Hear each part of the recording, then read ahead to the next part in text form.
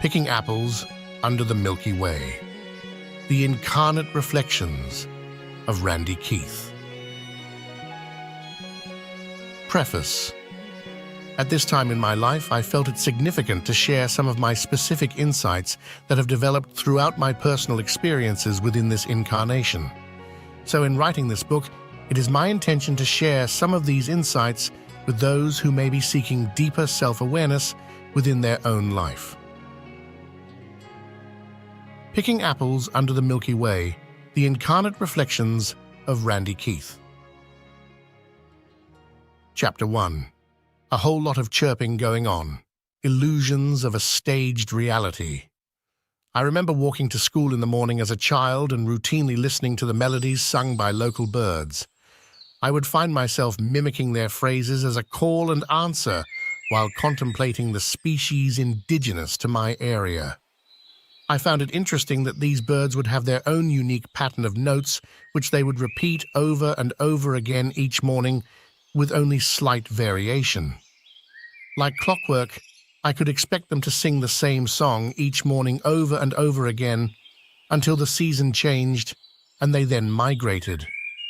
It wasn't until later that I considered the repetitive singing and chirping to be the first key to considering this world being a staged reality. Within this world, we soon come to accept things as they are and readily embrace the instruction we receive as the basis for what is called the natural order of life. We simply receive this as our given reality without need to question it and quickly become indoctrinated within this mindset. In this world, it is less accepting for those that would question the notion of this being anything other than natural or normal. Personally, this always made me feel very uneasy. In many cases, when things didn't fit into this worldview, it would be written off and or dismissively categorized as unknown, and then likely passed off as something unconventional and not for serious consideration. Now, when recalling the repetitive patterns of those birds as a child, I had also begun to see other repetitive characteristics in other creatures, and most notably in so-called human beings. Recurring behavior, habit patterns, and personality temperaments varied slightly, but the outcome of these characteristics and patterns were mostly predictable. The broad term used here for predictable behavioral traits would be the word instinct, and this due to DNA sequential coding, and therefore it is said to be part of the natural order. Or perhaps that which is being experienced here is the sequential alteration of original coding. Perhaps within the human being, there is coding to refrain from questioning this reality. Why is there little or no tolerance given to such considerations within the majority of the secular and non-secular institutions?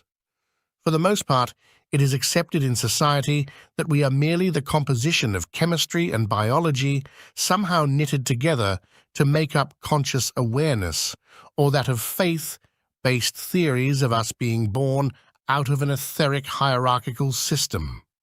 What is clear to me is we have just enough information and experiences only to theorize. We may believe, but believing and knowing with certainty are completely two different things. Eventually, one would think to consider this design's underlining blueprint or code, and perhaps contemplate what we are truly experiencing here, and perhaps, in the process, come to know our real purpose within this world. The present conventional doctrine would say we are a biological life form void of any conscious pre-existence, and we have been spawned out of and limited to this so-called natural order. After all, the idea of pre-existence is reserved for the fanciful world of deities, gods, or so-called make-believe, right? In contrast, it is interesting to note that within certain religious doctrine, one is promised eternal life, but only if they forsake themselves with unquestioning obedience.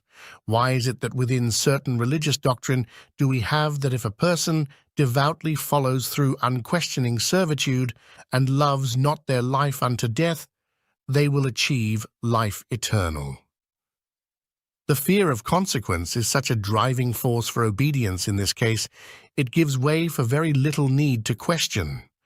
Considering this does, however, present the questions: who are they that would command such obedient behavior, and what are we that would require such influence and or control? Definitely a whole lot of chirping going on here. So what is truly behind this ongoing, repetitive, predictable behavior? Is this a staged reality?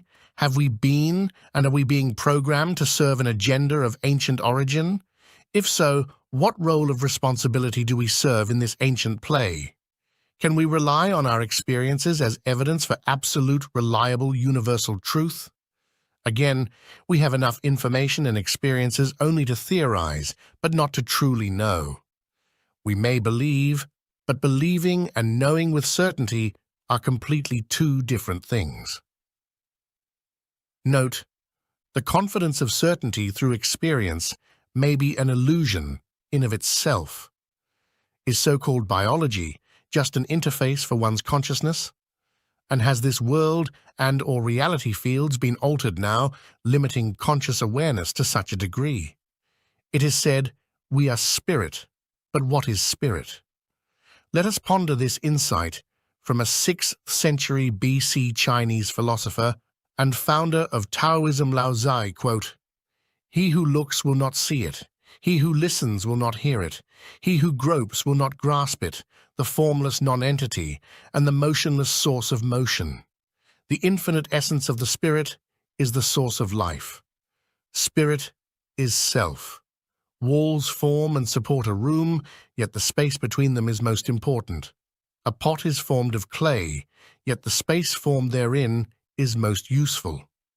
Action is caused by the force of nothing on something, just as the nothing of spirit is the source of all form. One suffers great afflictions because one has a body, but without a body what afflictions could one suffer? When one cares more for the body than for one's own spirit, one becomes the body and loses the way of the spirit. The self, the spirit, creates illusion. The delusion of man believes this reality is not an illusion. One who creates illusions and makes them more real than reality follows the path of the spirit and finds the way of the universe." End of quote. This reflection implies that spirit is our limitless, immortal essence, limitless inability to create what is called reality. So with this consideration, we don't have a spirit, we are an individuated spirit. A unique energetic awareness, and be it that all things are energy, means we are pre-existent, not only pre-existent, but transcendent of this or any reality field. Yet the majority in this world stumbles about with no memory of pre-existence. Why is this? Why is it that we are in these earth suits and are convinced we are the suit? Why do the majority of suit walkers continually have to slave themselves out in this world in order to survive? Why the continuation of suffering? Why are we here? Where were we before we came here? And how is it that we ended up here? More importantly, do we have a mission? And what is the cause for our amnesia? If one listens to the chirping long enough, one will eventually separate themselves from the indoctrination and their personal experiences long enough to ask these questions. What and who am I really? How did this reality field become as it is? And are these so-called reality field conditions the reasons for us not being able to remember our pre-existent intention for being here? Okay, so let's say we agreed to be in this reality field, therefore agreeing to this compromised condition that would cause us to forget our intended purpose. Why would we choose such a counterproductive objective? Why would we consent to live in a hostile world with no memory of purpose and that residing in a fragile biological body with no promise of survival? Now would such an intention produce a productive outcome? Under these conditions, might one expect a progressive evolutionary outcome? The conditions are more likely to produce regression than progression. The process of spiritual evolution is the progressive state of energetic growth expansion. Living here is hard enough without knowing who we really are and having no real idea as to why we made such a decision. Experiencing self differently for the process of spiritual evolution certainly doesn't require amnesia as the prerequisite. It all seems so counterproductive. So what is really going on here? What do we really know about ourselves and this universe? End of Chapter 1. Picking Apples Under the Milky Way. The Incarnate Reflections of Randy Keith. Chapter 2. What is this reality field, and why the lack of pre-existent memory? This reality field is one of infinite expressions, which origin begins with the first formation intention-seeded vibration. This original energetic intention holds the complete design code for all potential reality fields, this being the original field or consciousness field. Be it that this is an individuated realization field, it is to be understood as an illusionary construct which is perceived through the design parameters of the Creator's conscious intended dreamscape. So the creation model, in all that it entails, is but a refractive conscious perception experienced by becoming part of the field itself, or that is to say, merging of oneself within the architect's intended dream. Note: to become part of or entering the field would imply you were once outside of the field. A very simple way to understand this is like interfacing with a highly sophisticated virtual reality software program. Through the interface, you become integrated within the holographic construct where you now experience self as the hologram. And this clearly allows for all possible sensation written within the code to authentically experience self differently. An illusionary construct that is perceived through the design parameters of the Creator's conscious intended dreamscape. So again, what is a reality field? It is a consciousness construct comprised of an assemblage of individuated conscious intended order or instructional codes. Think of the replication of biological cells that hold the complete instructions for infinite development, for holding form, etc. These cells of consciousness are individually encased in their own morphogenic or embryotic field, and collectively make up the fabric for all universal unified fields. Each consciousness unit or cell has 6 primary stages for procreative and co-creative development, this being a living code with endless potential for structure, which enables the embodiment for all consciousness, that is to say, the experiencing of self differently within the reality fields or dream worlds. Here are the stages of the primordial codes within the first formation intention seeded vibration, stage 1. The first electrotonal energy unit of complete conscious intention, stage 2. The infinite replication of that first consciousness unit forming the fabric for the unified field grid, stage 3.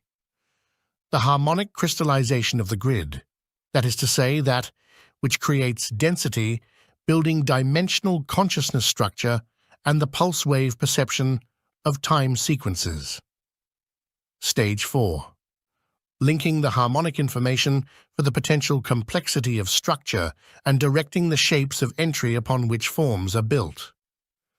Stage 5. The universal morphogenetic or embryonic field. Stage 6. The encryption or code represented in the form of light, which affects the way energy moves within structure. This is understood as a consciousness field, however it may be better understood as a life field because there is nothing within it that isn't alive, and it's always in the process of transmutation unto transformation. There are 3 aspects or expressions of the first formation intention seeded vibration. 1. The first intention formation. 2. A copy of that first intention. And 3. An inversion of that copy. Again, these being electrotonal units of complete energetic intention, holding the design code for all potential reality fields within this consciousness or awareness field. These intentions may be simply symbolized by 3 concentric circles, the first circle being the first intention, the second circle within the first circle being its copy, the third circle outside of the second circle or copy being its inversion. These three being the first formation intention's triune expression, this is from which we get the religious identifying terms, the Holy Trinity. This is a living system, the underlying subconscious structure from which matter is formed, known as primal substance. If you want to find the secrets of the universe, think in terms of energy, frequency, and vibration. Nikola Tesla. This universal structure can be seen as harmonic. The reason for the inability to access pre-existent memory is due to altered harmonic content. A simple analogy would be to think of a piano that has missing or non-functioning hammers and/or keys. In order for it to be played, it must be first repaired and then tuned. Spiritual healing can simply be seen in the same manner, repairing the pathway of the incomplete harmonic content and then tuning oneself to the original harmonic order. We lack harmonic information and therefore the ability to access our pre-existent awareness. The harmonic structure in this reality field, having been altered, coupled with our interface, physical body alteration, adds to the overall collapse of the original harmonic order, producing a self-consuming decomposition system. This field can be seen as an electromagnetic circuit. An electromagnetic circuit comprised of layers of grids and regulated energy centers. The directed motion of energy is determined by the ratios of the electromagnetic fields, and the grids function as blueprints or templates for the transharmonic movement of energy. Within the grids, like a circuit, have points that control the flow or regulation of energy. Energy in this case is the substance of directed conscious awareness or intent, and that being a precise embodiment of intended awareness, again, the transharmonic transition of that energy. The refraction of conscious awareness. This design or the alteration of this design is the determining factor of one's conscious perception. In this reality field, it is fair to say what you see is not what you get. This harmonic structure has been altered from its original design, blocking the natural energy current design and creating an inaccurate refractive conscious perception. This alteration is a deflection of energy flow, creating congestion, immobility of energy in our consciousness fields, resulting not only in one's misperception, but also the lifespan of the body, premature aging, emotional, mental, and physical illness, ultimately causing expiration of the body. It should be clearly understood that death is not part of the original order, so obviously this is not the original natural order of life. Energy. Energy is conscious, and consciousness is energy. Consciousness bands are bands of frequency which is to be understood as dimensions. Each dimension is an orderly mathematical structure that systematically directs energy. These structures can be referred to as grids, and these grids can be referred to as templates and/or figures. If energy is conscious and consciousness is energy, then dimensions are bands of consciousness making up the experiential perception of self. Each consciousness band or dimension in this particular reality field is holding the consciousness of the atomic, emotional, mental, and physical awareness. The three-dimensional bands of this reality field or universe. 1. The subconsciousness I thought I'd band start early like I had equals lower level mentioned position last Friday. I conscious said I would go ahead and awareness. start like one The half first hour harmonic early. structural band That way I give chance equals for one people to come DNA on in strand here. consisting of And 12 I thought tones. playing my Circuit book ground or structure was foundation. the 2. better idea instead The of playing a bunch of instinctual music. consciousness band equals a Because the complex book is code like of conscious almost, behavior patterns. well, The it's about second 50 harmonic minutes structural long. band About equals one 50 DNA minutes strand long. So consisting of 12 tones. that allows me to walk around and 3. do other stuff The reasoning without having consciousness to band equals the set things process up of for the forming next thing to conclusions, do. judgments, or All right, so implications I'm from going to go ahead and facts just or continue this premises. for now. The third harmonic structural band equals one DNA strand consisting of 12 tones. These three-dimensional bands of consciousness allow one to live and have their being. There we go. All right. Um,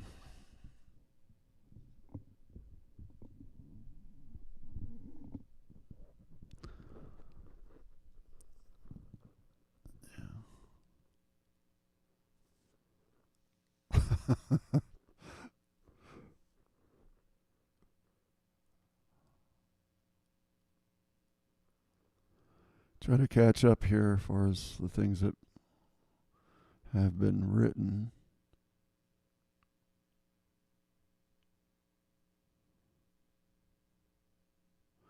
Oh, yeah. Yeah, I like linen. I like linen. I like hemp. Cotton's good, but linen is better.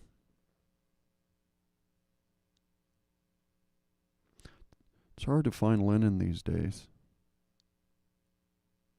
Hi, Daphne.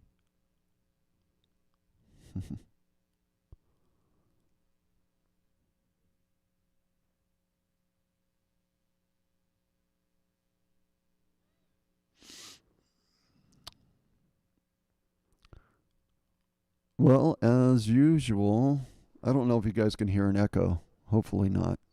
But I'm in a different location here. So I'm right in front of the speaker, but I have it turned down low. But sometimes it comes through even though I have it turned down quite low. And as you can see, I am like eating the microphone because my voice is never loud enough when I do these things. So it'd be nice if I just could pick up the room and be free to be able to speak without having to have proper mic technique. I have nothing planned today other than just being here. As mentioned last Friday, there really isn't a whole lot in regard to preparing for any of these lives until people really start to show up. Otherwise, it's kind of like a wasted effort on my part. So I rather hear what people have to say here, and like I said, have a place for as a safe haven to just communicate with one another, potentially co-create with one another, and just kind of get things going. So initially I had done 2 days out of the week, and now I'm down to 1 day a week, and that being on Fridays here. If things change, then I can go back to what I was doing, or maybe even increase that, but not until there's enough activity on this channel. Okay, I've been here for 15 years, and I know some of you are aware of that. And it has been very slow, and that's because I do not deal within the sensational. I'm not interested in 3-eye atlas or any of that stuff. I'm only and have been interested from the very beginning with community and people coming to know who they truly are, and not the personality here, but who you are that is transcendent. That has been what I've been doing from the very beginning. And so I don't follow with what other people do. I'm not interested in ET contact. I have no interest in it whatsoever. I've been there and done that. Okay? When I was a young child, I've been there and done that. Not my interest. It's about standing in the gravity of your own sovereignty. It's not about externalization, it's about internal awareness, and that's what I focus on.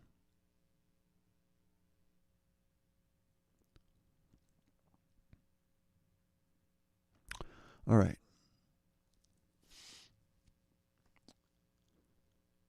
So in the meantime, I am going to play some music. I think I'm going to do a couple things here. Erekumnare, which is the Song of Orion.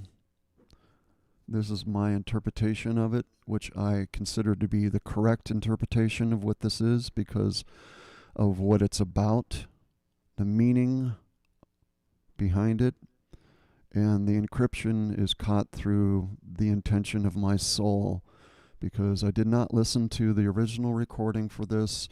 I just looked at the words and interpreted it, and you can hear it within the sound of my voice. There's a cry. There's a longing. There's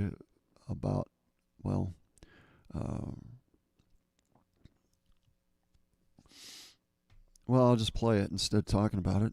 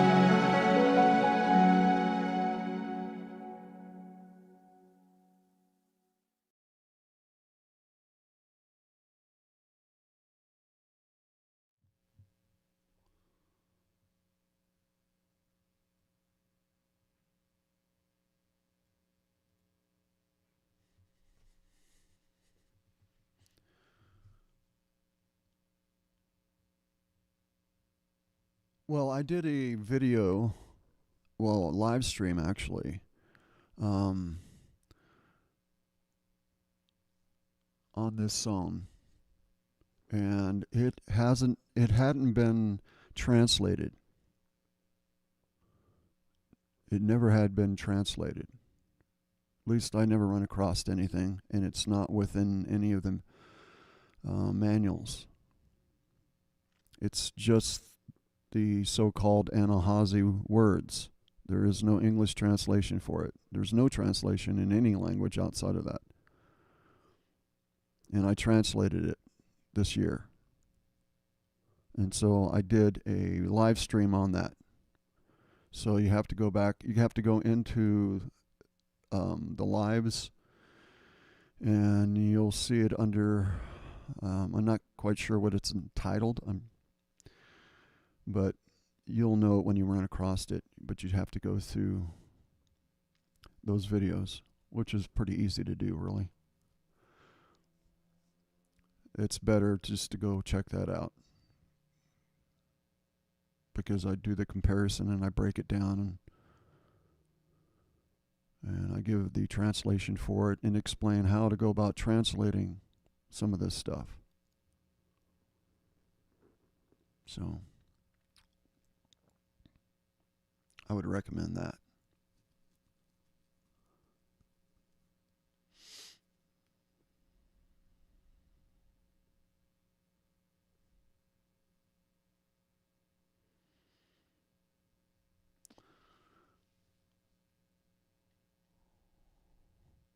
Okay, I'm just going to play something else.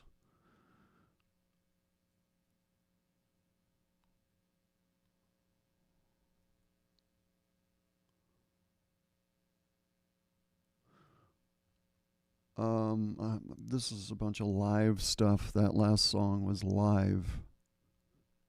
There's a video of it and showing me singing it live. And I did quite a few live things. I prefer to do live things, but not necessarily in video format.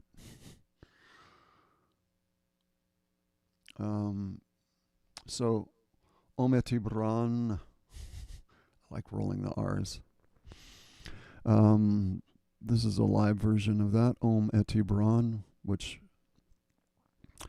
you hear me singing it in the English, okay? And the Anahazi Aquarian is what you hear after that. It's exactly the same phrase, it's just in Anahazi. So I've had people ask me that before, says, you know, what I was singing in Anahazi. Well, it's the same thing in English. I'm singing it in English, then I sing it in Anahazi. So I'll go ahead and play that for you.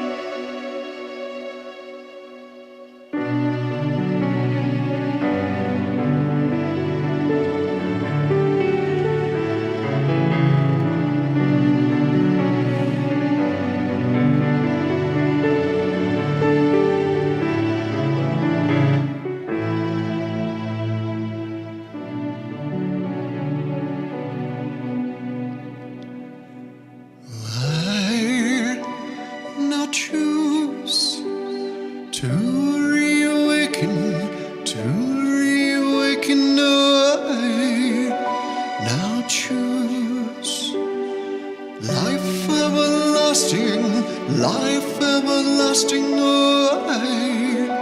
now choose eternal love and His divine splendor, I now choose. Mati Brown, Habre Adun, Mati Brown. Yased when Ebreo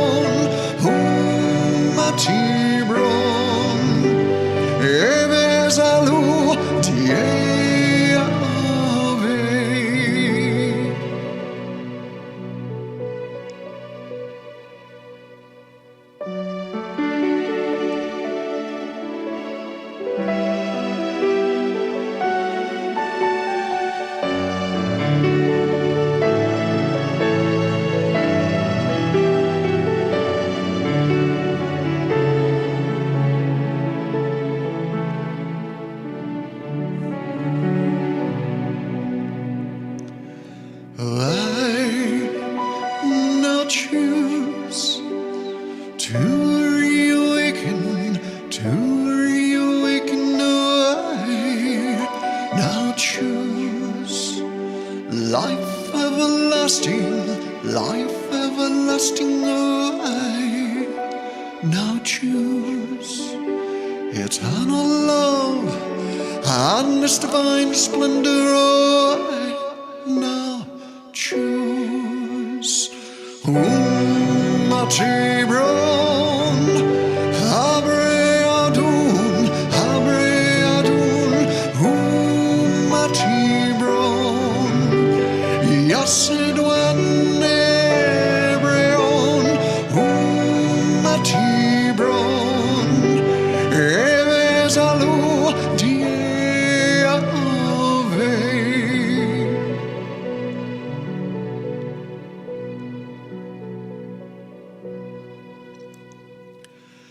I now choose to reawaken, I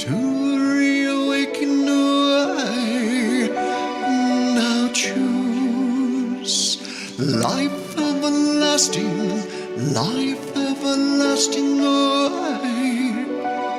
now choose eternal love and its divine splendor. I now choose. I now choose. I now choose. I now choose. I now choose.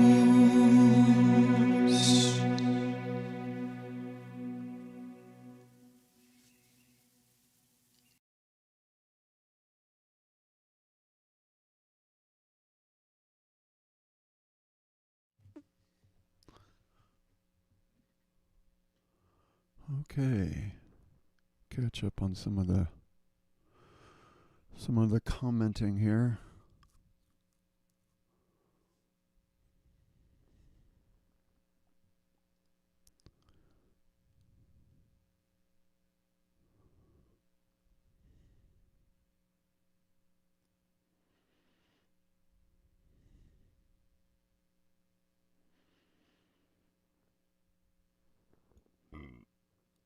Well, thank you everybody for being here.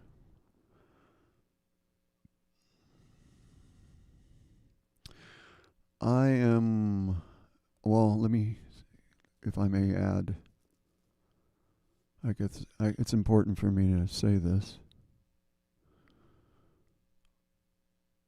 I've been shifting for some time now, meaning just my personal conviction in regard to what I intended to do a long time ago, decades ago.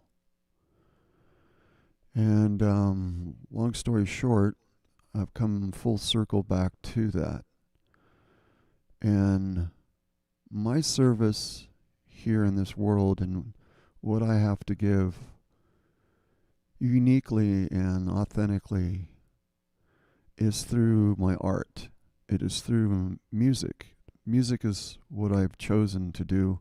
There was other things that I was doing as far as art goes earlier in my life. But through sound and light, activation, through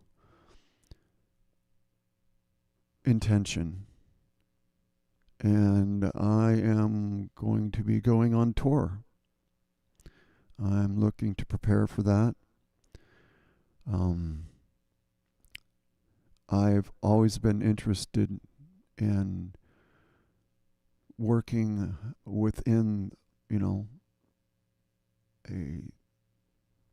situations that have to do with people in the same room.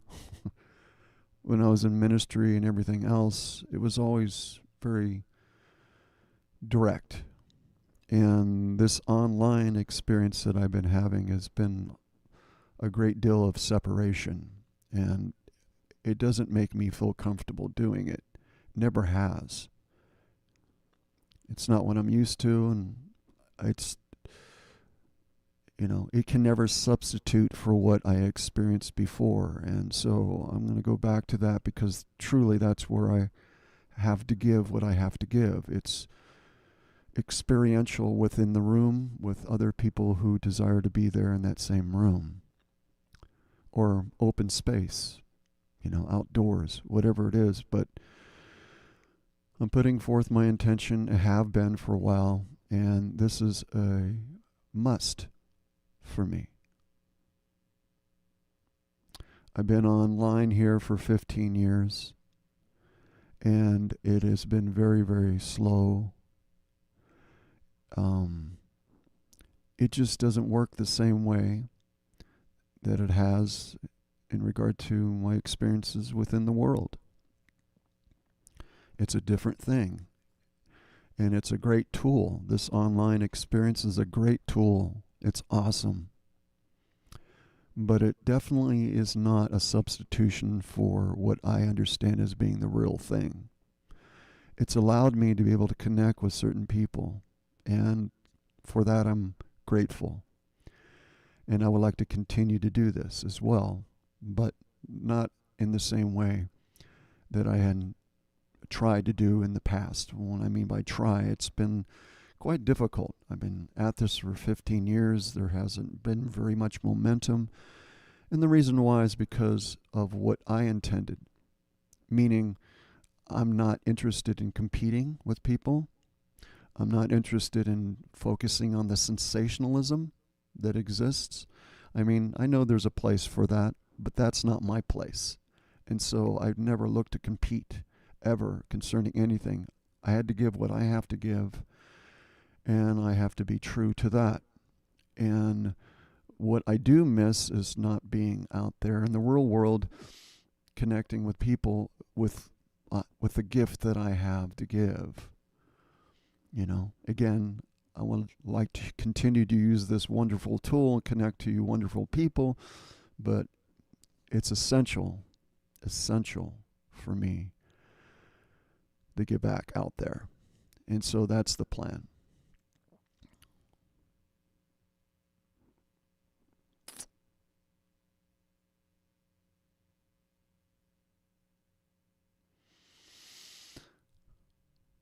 So I'm going to be talking more about this, and I'm going to be focusing more on that. I know I'm just talking out loud here, obviously, but I'm going to say some things that may seem to be kind of, I'll just go ahead and say it. However it lands, however it's received, that's not really any of my business. What's important for me is to be able to say it. I know that I hold encryption, and I know I hold activation through sound, and that has to be experienced truly within its manifest capability in the same room or in the same physical area. This platform or anything that's of a digital domain, the primal life force currents flow differently. They do not flow the same. Their harmonics are not the same. They're sterile. In the real world, my experience it's like night and day for what takes place online. Again, online is a tool, but it's not a substitution for the real thing, and that's interaction. Physical, direct interaction. I'll repeat it again. It's a wonderful tool, but it's not the substitution in which people have made it a substitution. And I think that's not good. At least it isn't for me. So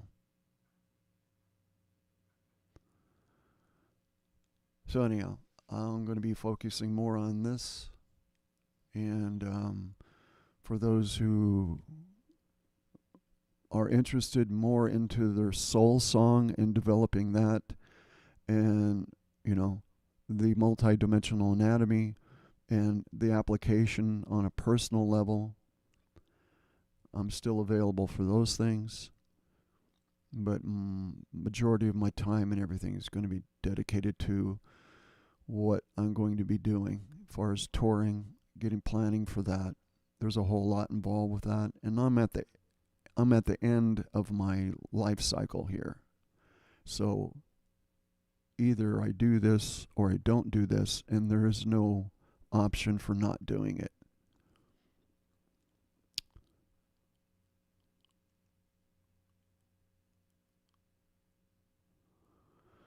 So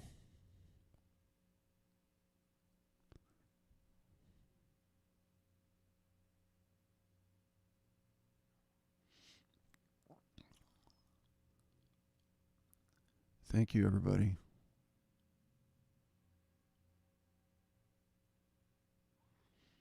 Yeah. So I'm going to play something else, okay? And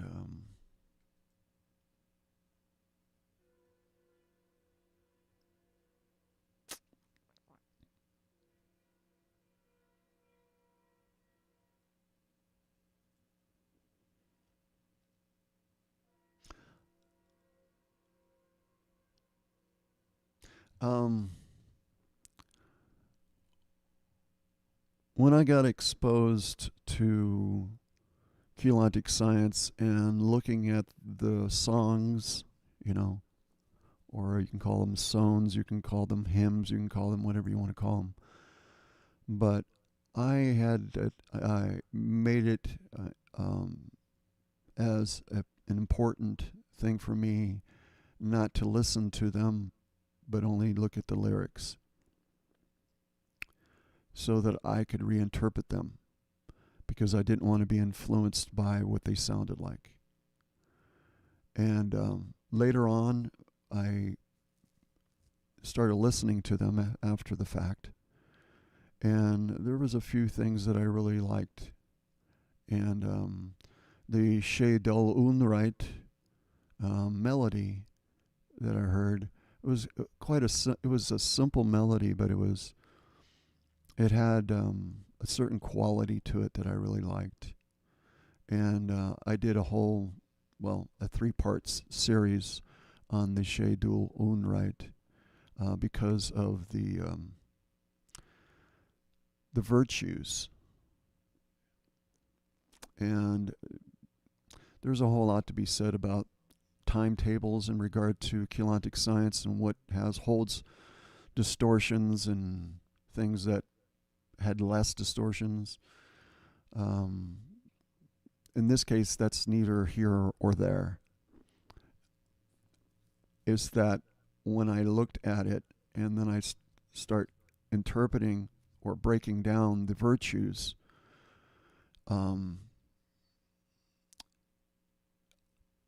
it was perfect for me. I aligned with it perfectly. It was just like, I don't see where the problem is. Some people seem to have a problem with it, and I don't really think that they know why they have a problem with it, other than just thinking that they should.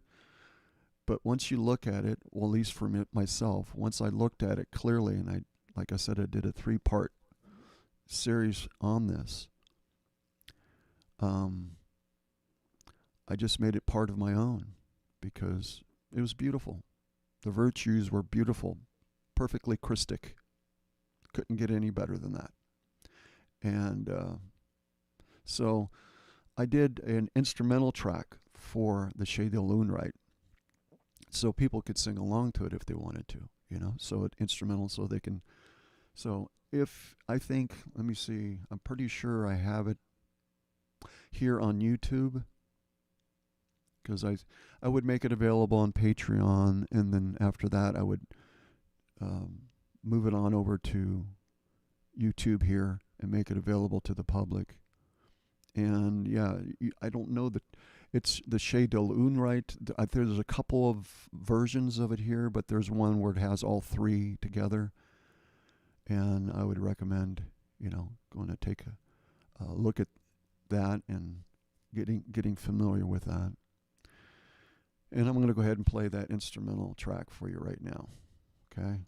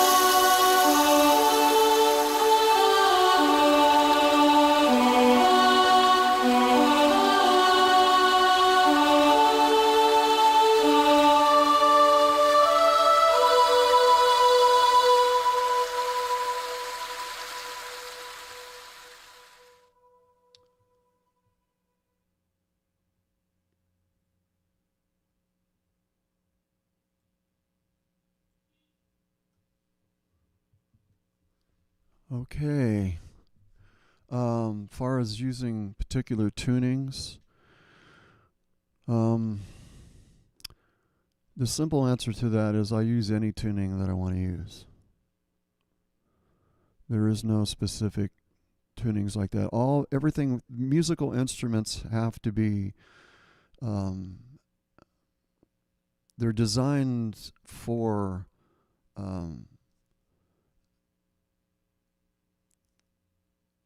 can't even think of the term right now. I'm sorry.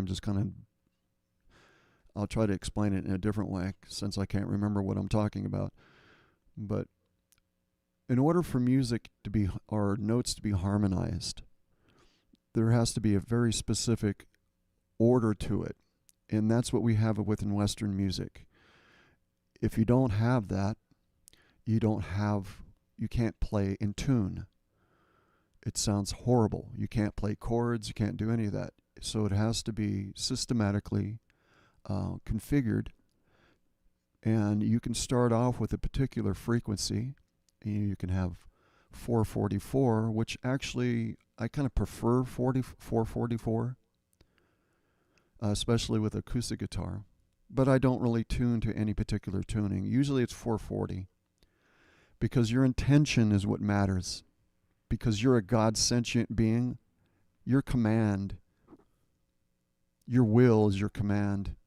So you're manifesting according to your will. So you can use whatever frequencies you want in order to do that. It's your intention that matters. Some of the most beautiful music in the world is in 440. Virtually all of the Keylontic science music is in 440 because it's standard to most instruments in the way that they're designed. You know? Again, it's really about your intention with what you do. So, yeah, I like experimenting with that stuff when I'm able to, if I feel like it. But, yeah, there's no specific tuning necessarily. Just, it's important for the instrument that sound good. And when you have it tuned down too low, like an acoustic guitar, if you have it tuned down too low, it just doesn't sound right because it's out of the range of the instrument. Yeah, because if you look at the keyboard, there is a specific range for each instrument. You can see it laid out on the keyboard, and that's where it fits. And the guitar, as an example, is a mid-range instrument, so it fits into a certain spot. And when you start messing with different extended range instruments, it moves. It's fine for a solo thing, because if you're just playing by yourself, it's perfect for something like that if you have an extended range instrument that you're using, but not in the context of other instruments. It starts to invade in other areas harmonically. Am I making any sense with that? Hopefully it made some sense. But point is that I use different instruments, and I like it to be in tune, and most instruments are designed for a particular type of tuning. But if anything at all, if I was to tune it outside of 440, it probably would be 444, not 432. You got to remember this too. This is important. I know people put a lot of emphasis on this, but this is a fallen reality field. It is fallen.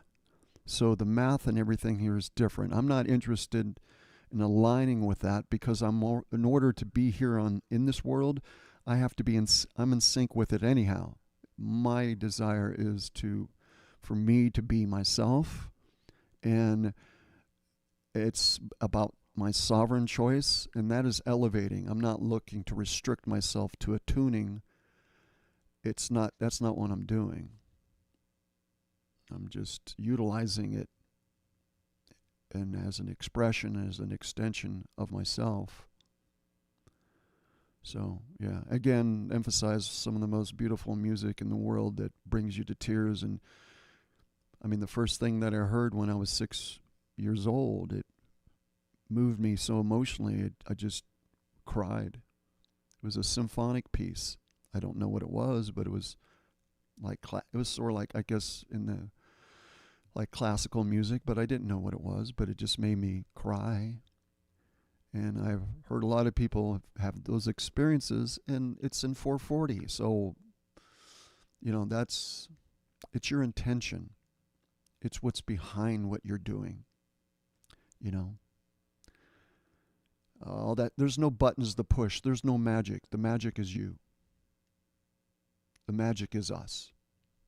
Okay.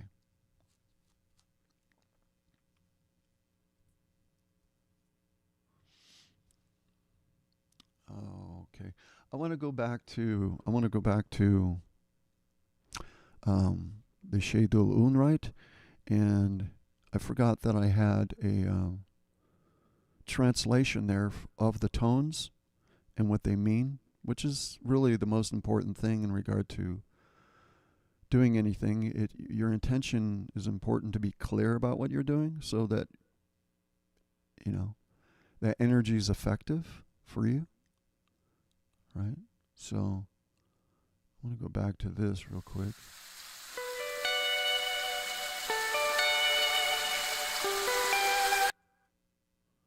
Okay. I'm going to go ahead and play the translation for this, okay? So it's going to break it down tone by tone and describe what is the intention behind it, okay?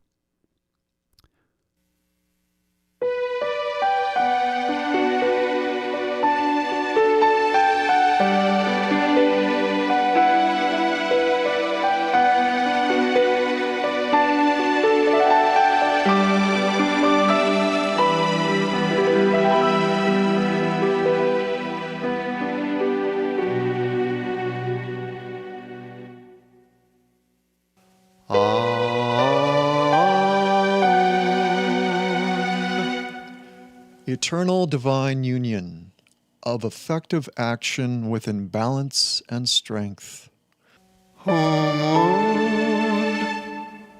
Expressed through community service with reverence. Fellowship expressed with attention, acknowledgement, appreciation, and encouragement.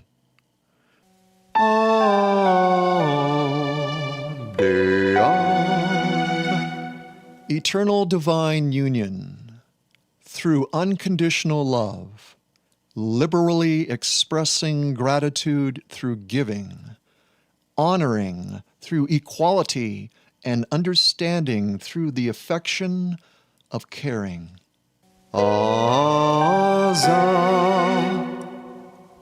Eternal divine union with genuine respect and reliability.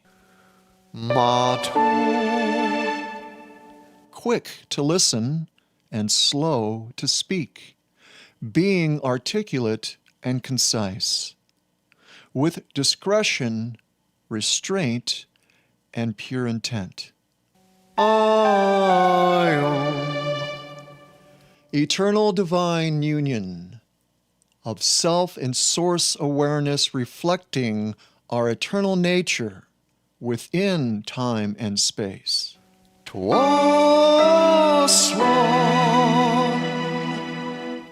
Being mindful of our creative power and responsible practice of it. The freedom to release with confidence of resolution.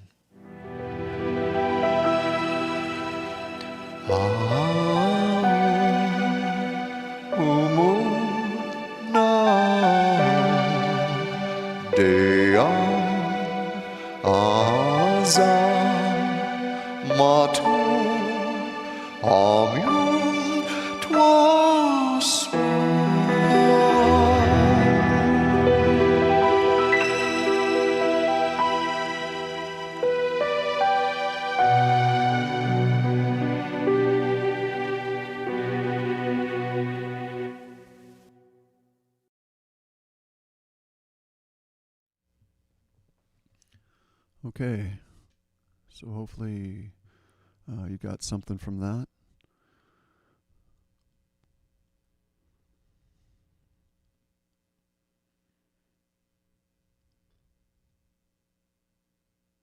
Again, thank you everybody for being here. I see Kimberly is here. I see Virginia's here.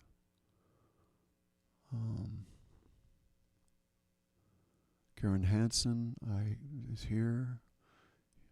You folks I recognize. Of course, Daphne's here.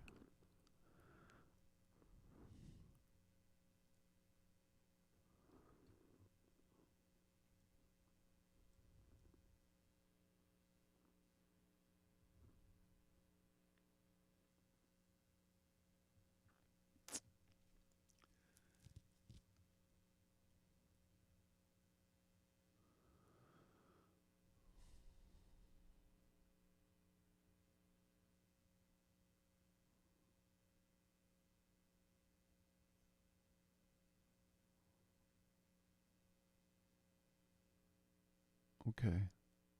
Mark. Good Fun 344. Change my display name. It's Mark. Okay. All right, Mark.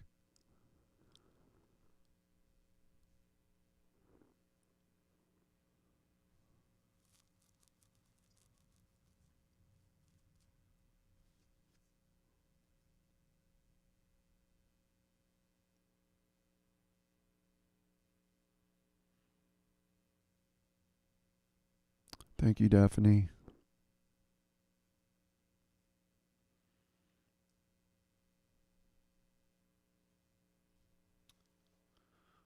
Okay, I'm going to play something else here.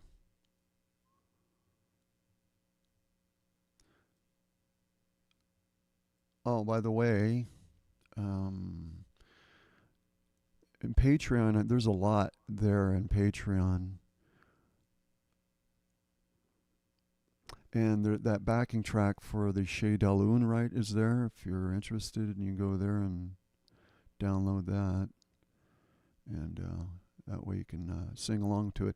I do believe that, if I recall correctly, I think I do have a PDF that goes along with it, so you can sing the tones along with it.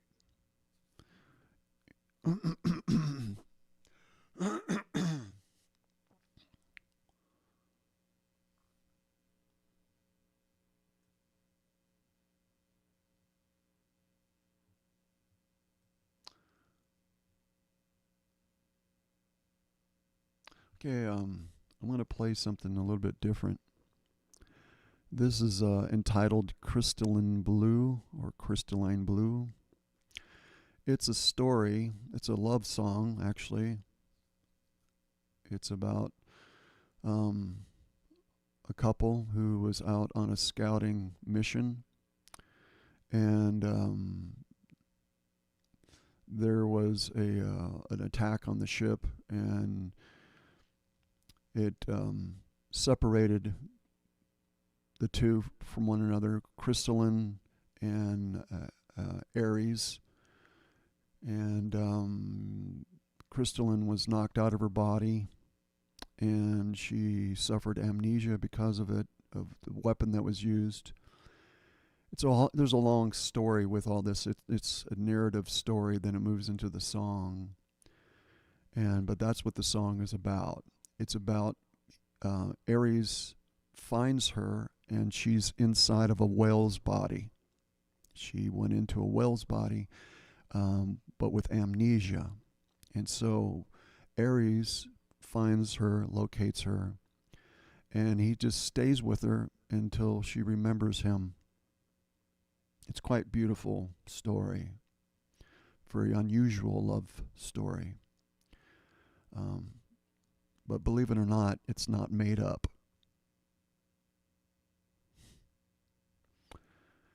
So I'm going to go ahead and play that for you. Crystalline Blue. And this is also performed live.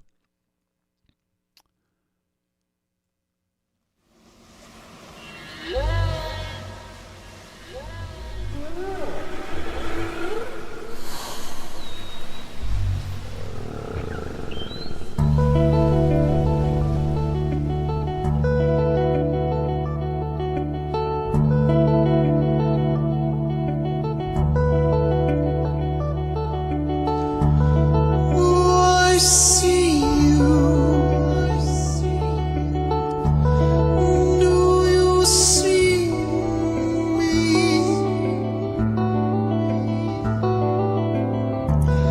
I know you.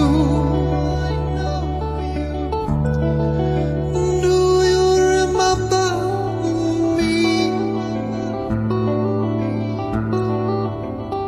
Floating in liquid space, a world of water, mirroring the echoes of a dream.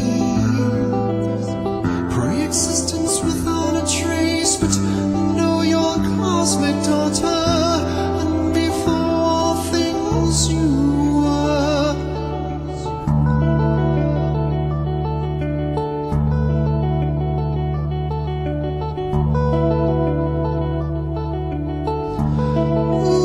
I could be you,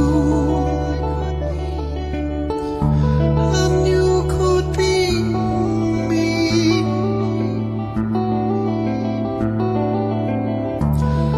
I saw gaze you.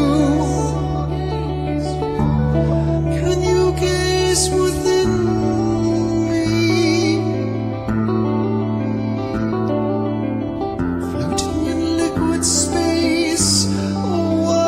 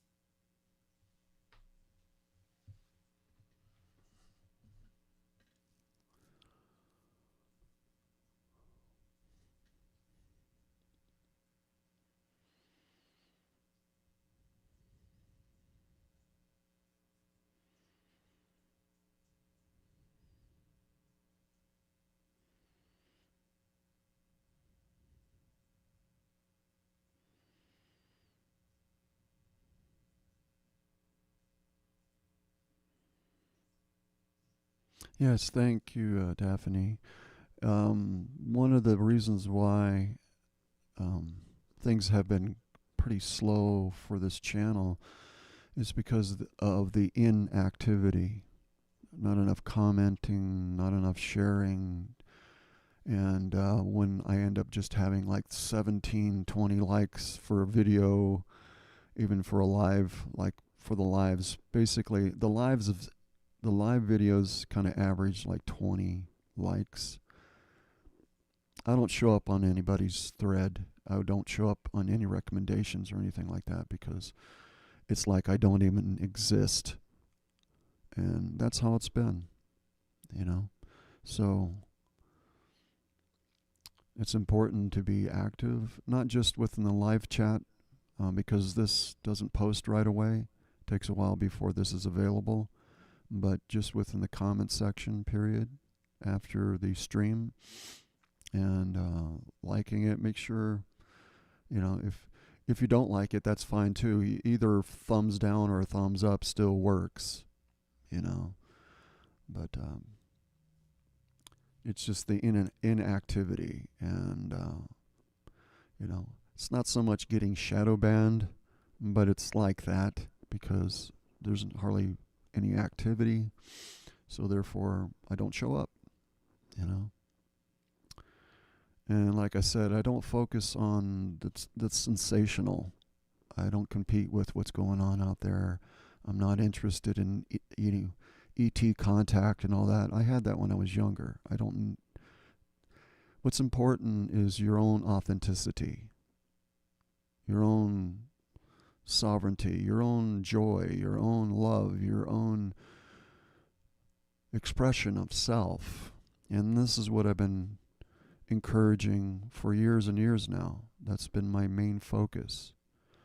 And people working together within community, even these online communities, any way that you can be of service to one another, any way that you can co-create with one another. And it's all been about that for me. It's not about the new fandangled thing that showed us up, within the phenomenon and the drama and all this other stuff. I'm sure that's very interesting to a lot of people. In fact, it's obvious that it is. But I don't do that. It's easy to do if I was looking for, subscribers and play the game, but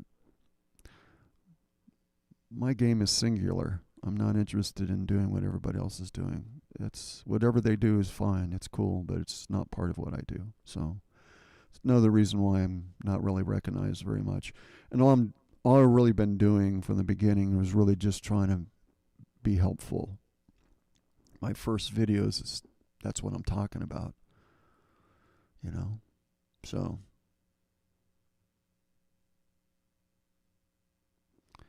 yeah, because I was I mentioned before, some of you may know, I was involved with ministry. I was in ministry for like 15 years, and from everything from spiritual warfare to, all those real mundane things that it's not very glamorous type of stuff, but being down there, being in the gutter with somebody because they need somebody there with them. Ministry, service, you know. The big things, the small things, they're kind of like all the same things. And when I came on here, I came with the same attitude, but it's a different thing. The online thing is a completely different thing. And, but, it is what it is, but that's really the whole thing behind what I've been doing. And so I had really no interest in following anything what anybody else may be doing or continue to do. A lot of channels here on YouTube, ones that are really so-called successful, they focus on the drama, and like I said, that can be very entertaining, and the phenomenon, and that's very entertaining. And that's the reason why, I would say that they're really popular, because that's what they focus on. And then you have those that are giving all these promises about what's going to happen, and most of it's externalization, has nothing to do with your internal awareness. It's more like waiting for something to come along and save you. And even though people, I hear them preach the contrary to that, but what they're doing is serving that. And I don't mean to be offensive to anybody by saying that. It's that I have no interest in, been there, done that, all that stuff long time ago, and it has nothing to do with what I've been doing. So I'm not popular. And even like within music and the stuff that I did within art, I notice when you do something that's different, I mean, there's maybe enough familiarity with it to where it's recognized, but if it's really, really different, people don't really pay attention to. It takes a long time for them to catch on to that. I've seen this with innovations, and I've seen innovations that were very useful and just great creative developments, innovations that would just get kicked to the side, to the curb, and just forgotten all about, because the masses, people, couldn't catch on to it, and that's kind of how it is when you're doing things different from what other people are doing. Sometimes it works, and then sometimes it's, in my case, pretty slow. But it never was that way when I was in ministry, because ministry wasn't something that I was looking to be popular in. It was a work. It was a service, right? So, yeah, this online thing is a different thing. And it took for a long time for me to be able to figure out what it was, why it wasn't working. And now that I know, I don't really care. Not that much, really. I would like to be able to be available to more people, but I'm just doing what I can. Another reason for getting out there and doing exactly what I intended to do a long time ago, which I was doing, but it came to a halt because of sickness and a whole bunch of stuff related to that, actually. But to get out there and tour and play music and work through my intention in real time, within real scenarios, and outside of the digital domain. The primal life force currents run differently in the digital domain than they do in the analog. For a lack of terms, I'll use the word analog domain. In the analog domain, they're more tangible and quickly felt. Within the digital domain, it's like taking a picture. Yeah, I gave the analogy for this before. It's sort of like going into the wilderness or going into the woods personally, just walking there and experiencing the smells. You can touch things and you're connected. You can breathe in, and you're in that space and you're experiencing it in its fullness. But a digital representation of that would be taking a picture of it.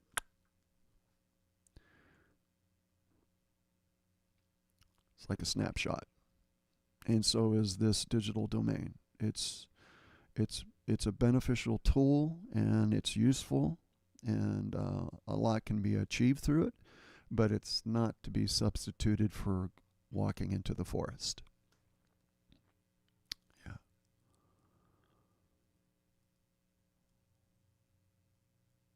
Yeah, I mean, there's nothing wrong with stories. I love stories, okay? I created a lot of stories. A lot of stories I have archived. And most of it's based on truth, you know?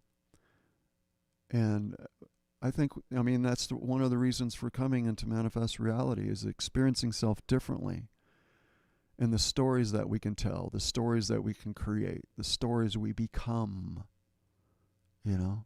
It's exciting. And so I don't want to diminish that at all, but I just been more interested in having people come together and working together, and you know, and being, you know, a community, being available to one another, you know. So that's what I've been doing with all this other stuff. Everything else, I've got plenty of stories and different things I have on my channel. My channel has a lot of diversity on it, and that's because it's reflective of who I am. But it's all based on my thing, you know. It's not an externalization. It's through experience and through the things I've gone through and the things that I know. So that can be kind of boring to a lot of people, I suppose, depending how interesting your story is, I suppose, because there's plenty of people that has kind of carved a career for themselves telling stories, their story, you know, and that's fine, and that can be inspirational to other people, you know. But ultimately, you want your own experiences. You don't want to live vicariously through other people's stories for the rest of your life. At least I don't think you do. I know I don't. But I can appreciate it. Okay? Just saying. Just saying.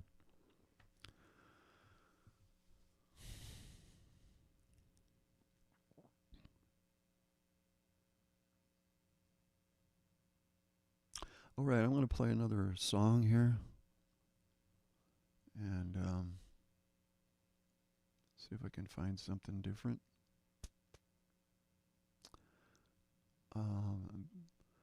Embraceable Light.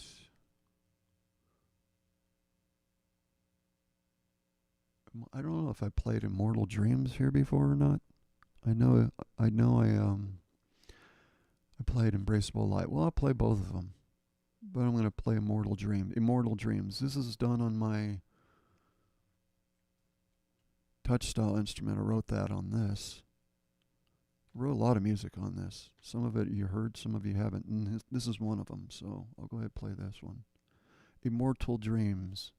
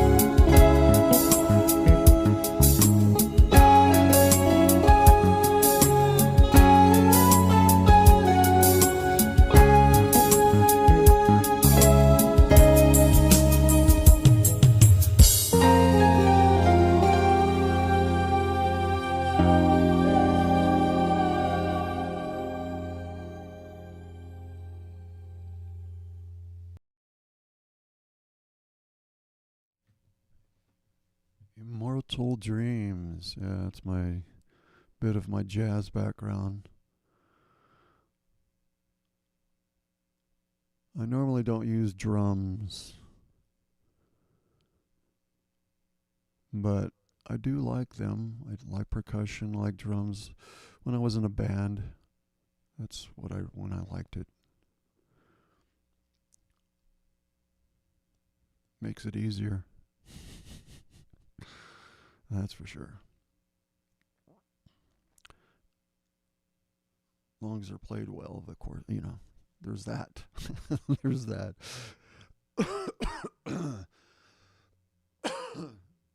Excuse me. Thank you, folks. Yeah, I like that song.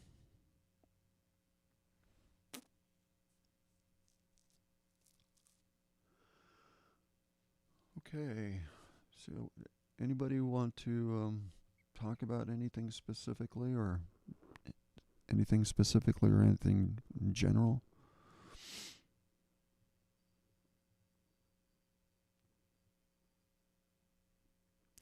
I think probably next, I don't know. I don't want to get too far ahead of myself. I don't even know if I've done that before. I'm thinking out loud. Sorry, folks. I'm thinking out loud.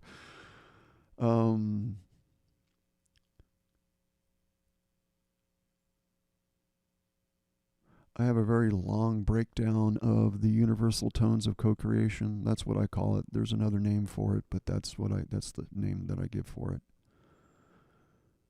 And I thought maybe that would be not a bad idea to go over that. Not necessarily today, because it's really long. I think I've touched in on it before during the live stream, but it wouldn't be too bad of an idea to do it again. So I'm sorry. I'm just thinking out loud.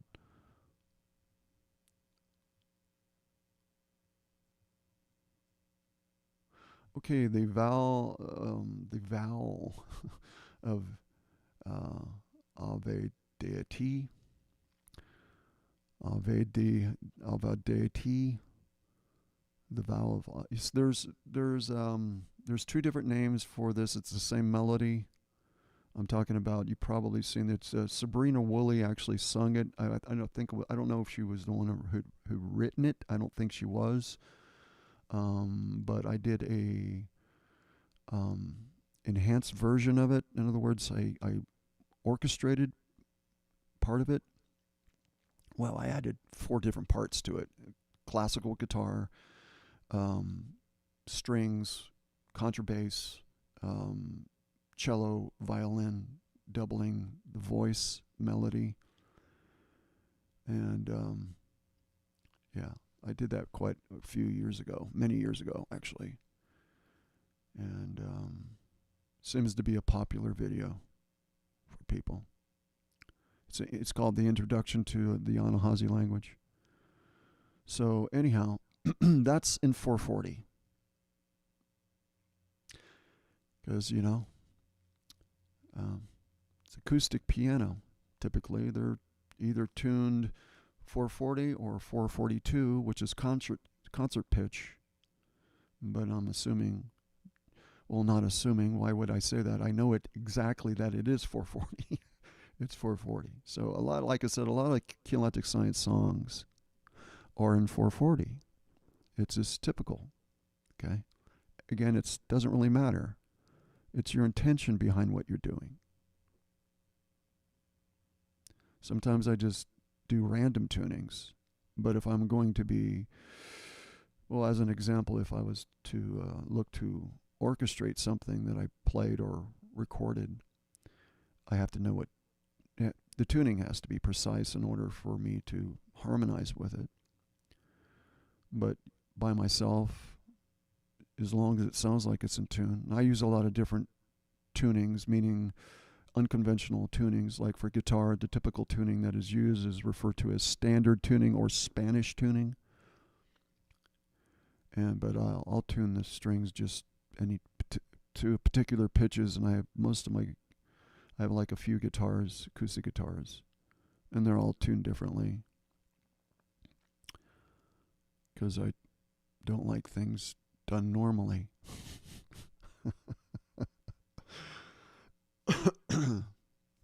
No, it just creates more perception of possibility. I like inspiring myself through doing things differently. So I think I'm gonna play this. I'll play both of those. I guess I could do that. Well, what time we got going here? 11:07. I've been here for an hour and a half. Okay. Well, as long as you folks are willing to hang out, I can go for another half an hour. How about yourself?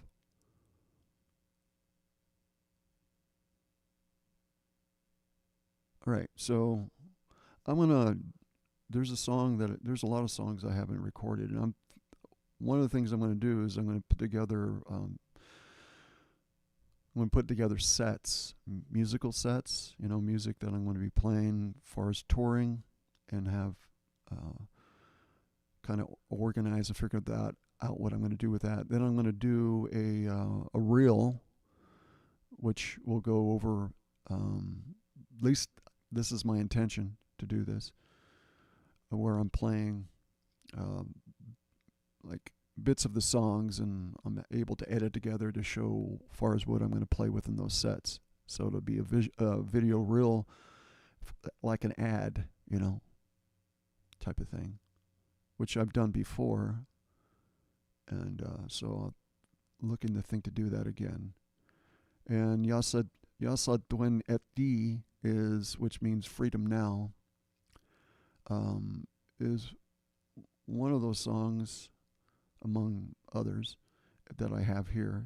It's an excerpt of the end of the song. It's not the song in its entirety. It's the end of the song that I do a 3-part harmony, vocal harmony with it, and it's based off of a riff that I came up with years ago, and then I combined that with another motif or melody that I did about 25 years ago now. Man, it's been that long? Yes, it has.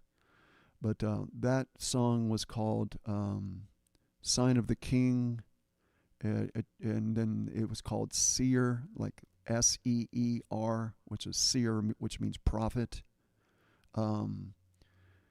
Anyhow, that it was an instrumental theme that I had, and I really like the recording of it.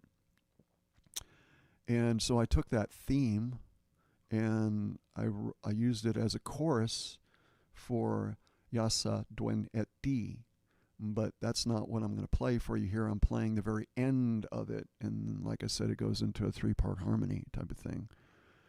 And I don't know how I'm going to pull it off live. I need to get some other equipment so I can loop my voice. I can sing into the guitar sound hole, in order to create these harmonies and stuff. I've seen Phil Keaggy do that. It's like, well, that's pretty cool. If I could ever get a configuration for my guitar, I'd be interested in doing that too. There's no room for mistakes.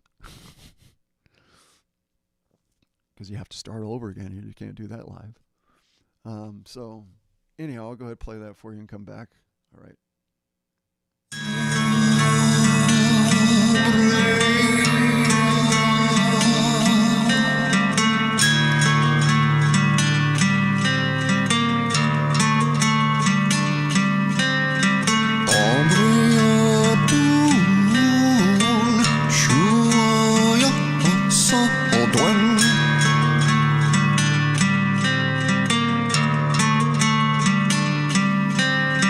Oh,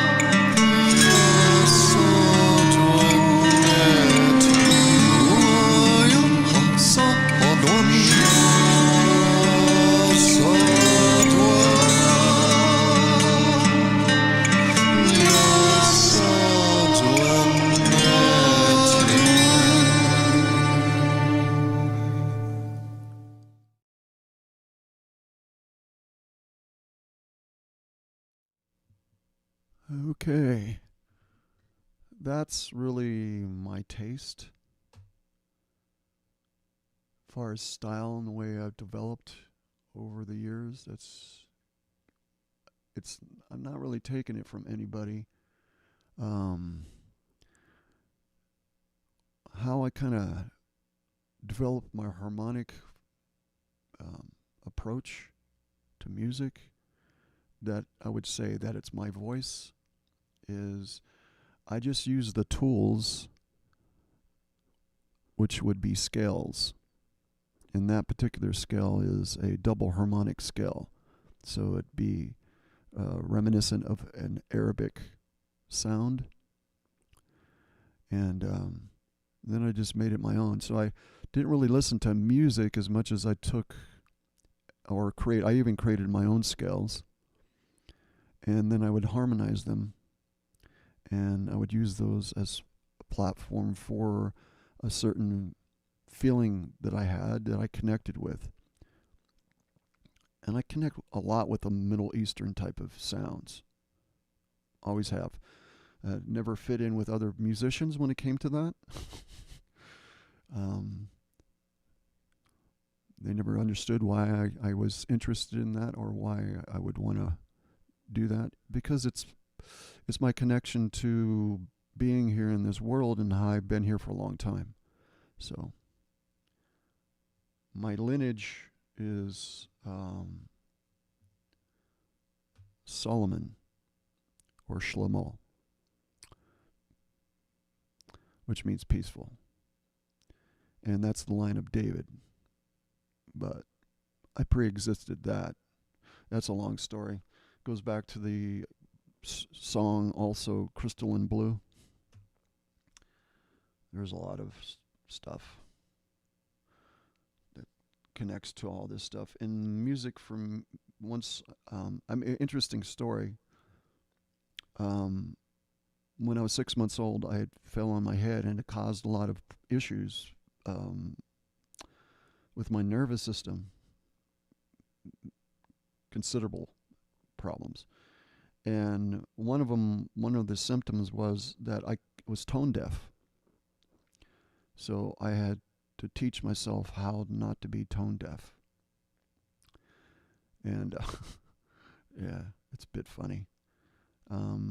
So I truly endeavored to overcome a lot of things in this lifetime. And a lot of them I have. And but it's through sounds and everything that I have come to remember stuff as well. A lot of things would flow through the sound, which would be revelations that I didn't quite understand, and especially if it was lyric oriented. And then I would write it down. I would come out of my core and I would write it down. I didn't really necessarily understood it when I had written it out. It wasn't until later that I was able to understand what it was. It revealed itself to me. But my point is that it would flow within that creative space where normally it wouldn't. Things would allowed to flow through within that creative space. So it's through the creative imagination that we can recover a great deal.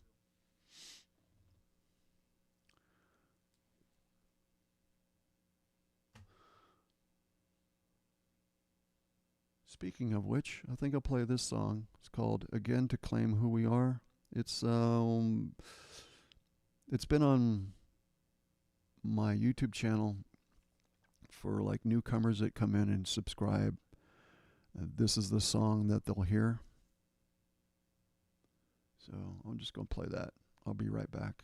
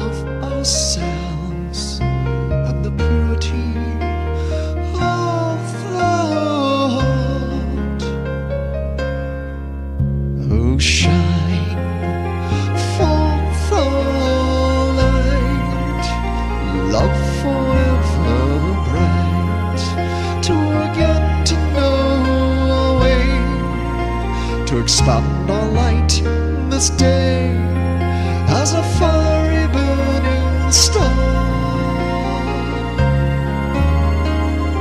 and so to claim who we are.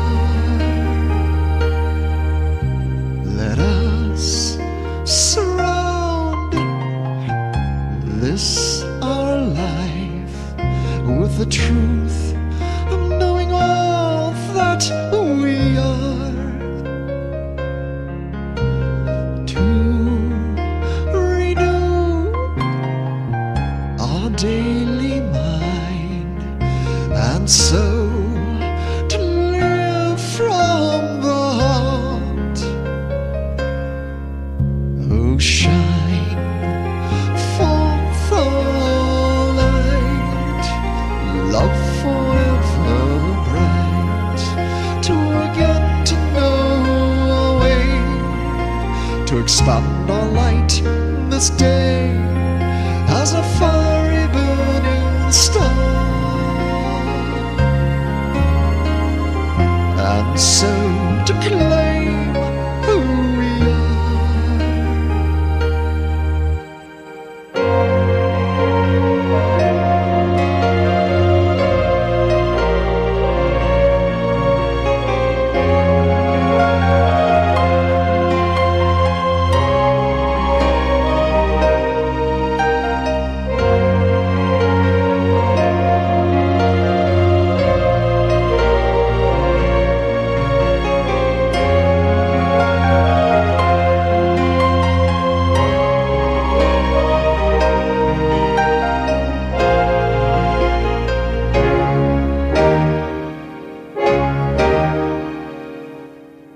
Oh, shine forth the light, love forever bright, to get to know our way, to expand our light this day as a fiery burning star,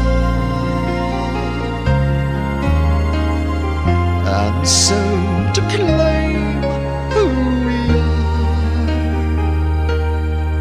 Oh, shine forth the light, love forever bright, to get to know our way, to expand our light this day as a fiery burning star, and so to claim who we are. Oh, claim who we are. So to claim, let us surround this our lives with the truth of knowing all that we are.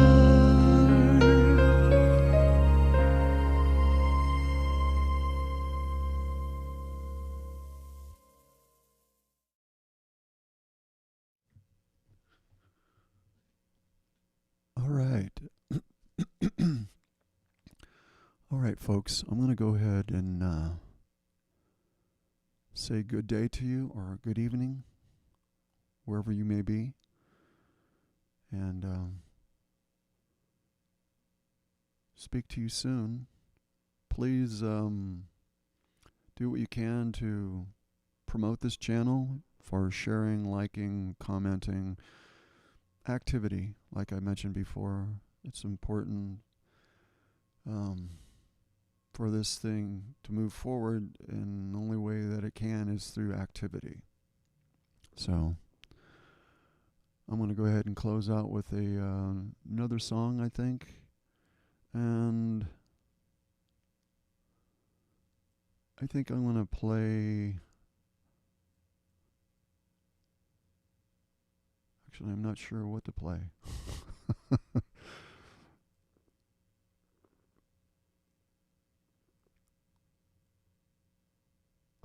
Thank you all for being here. Thank you so much. I think I'm going to go ahead and play Embraceable Light or the Son of Lyra. Could do that. I don't know if anybody's really familiar with these songs. If you are, and you can suggest which one you would like to hear. As I'm closing out here, let me know.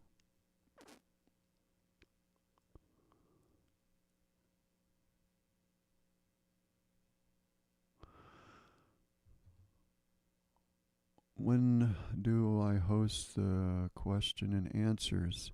Well, again, this has to do with people knowing that I am going to be on Fridays. Fridays could be the time to do it. I've been trying to do this for a while, so it's really important for people to show up. So I haven't been really preparing, but I can throw that in the description. Normally I just put like the day, it being a live stream, and the date. And that's how I've been titling these streams, because, again, to emphasize, I haven't been planning things because there hasn't been enough people showing up to do that. So I can include that within the title, so every Friday Q&As are fine. Just it's the activity, whatever, whoever comes watches these lives, you can ask all the questions you want, and if I can answer a few of them, I will. But yeah, so it really depends on you folks, is what I'm saying. Okay, so but I'll go ahead and put it in the title, like for Fridays from now on. I'll just include that, like a Q&A Friday live, and the date, so you can know when it occurred at. So I'll always put the date in there so everybody knows.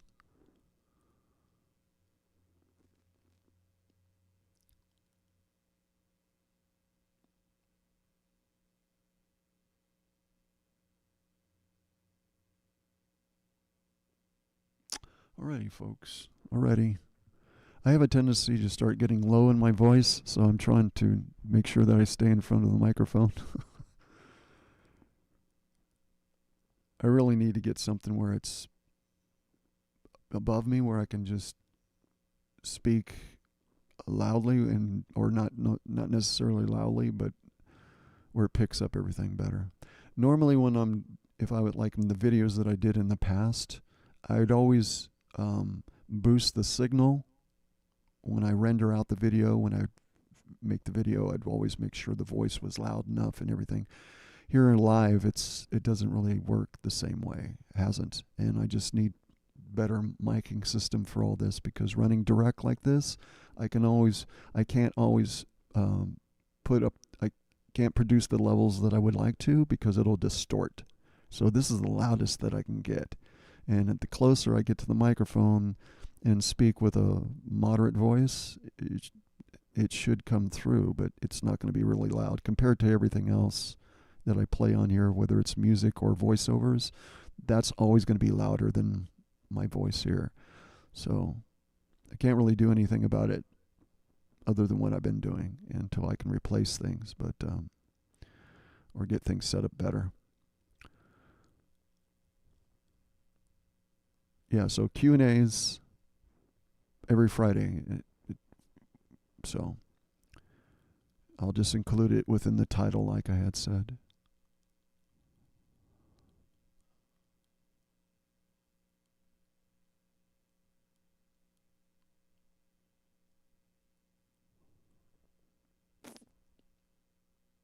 Okay, I'm going to go ahead and just close out with an instrumental. This is a song that I wrote several years back. It's called Tomorrow Awaits. And that's something that's present within us. Past, present, future, it's all the same thing, really. So it's our anticipation in regard to our intention. I just called it Tomorrow Awaits because it just sounded fitting for the music. So anyhow, I'd like to leave you with this and say blessings to all of you. Thank you so much for being here, and hopefully we'll be able to do this again next Friday. Right? Thank you. Okay, you want to do... Oh, okay. Virginia asked for the Psalm of Lyra. Okay, I'll go ahead and play that then.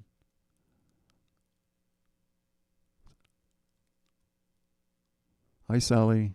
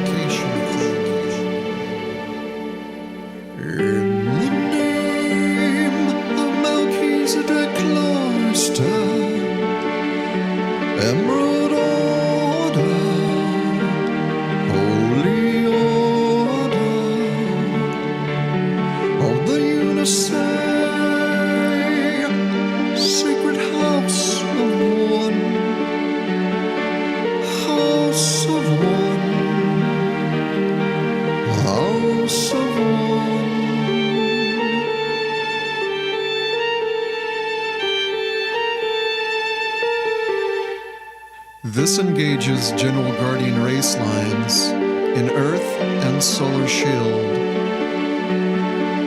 making a link from density 1 Earth to density 2 Tara. This across dimension 4, astral void. Guardian angelic nations refer to the Unisai as the central point of all union and eternal consciousness of the One All.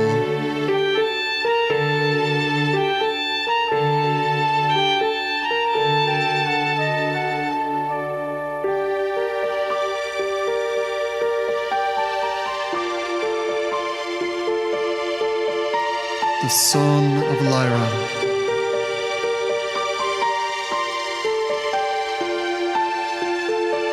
The Maurahata. The Invokai. The Tateuma. Ashelo.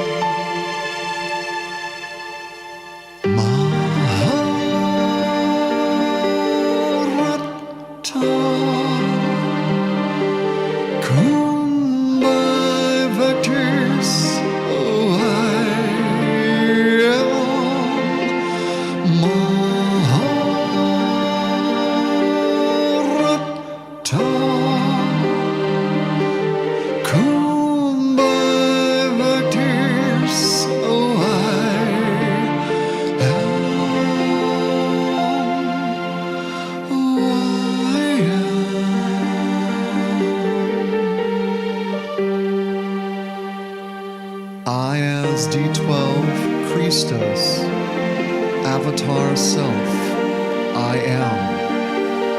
I as D12 Christos, Avatar Self, I am. I as D12 Christos, Avatar Self, I am. I am. I am.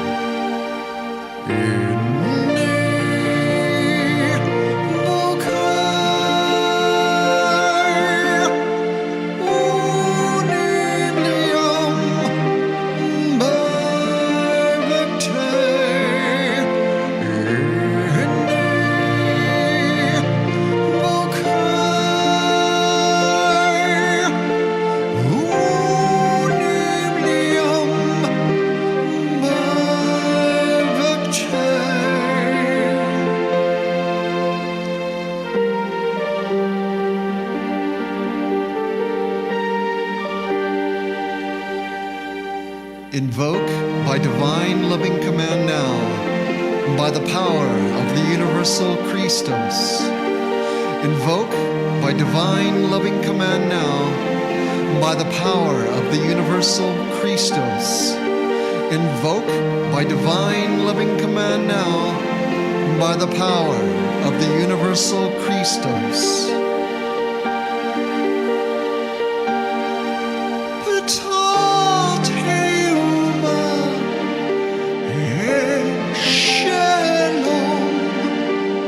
Blessed be the all-embracing given forth from the still point of eternal peace.